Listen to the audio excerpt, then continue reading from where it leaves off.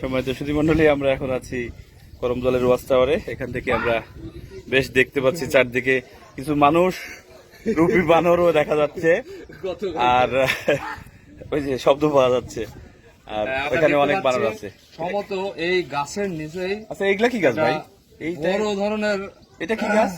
বন মানুষ অথবা হনুমান। এই যে লম্বা লম্বা হয়ে উঠছে নারকেল গাছের মতো। এটা অনেকটা খেজুর গাছের মতো। খেজুর গাছ এবং নারকেল গাছের কম্বিনেশন। সুপারি গাছের মতো চিকন। দেখেন, হ্যাঁ, আরো তারও চাইতেও চিকন। ঘটনা কি?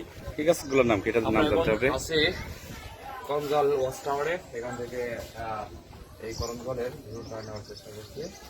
ফুটরেল দেখতে পাচ্ছি আমরা ওই পাশে, বেশ সুন্দর।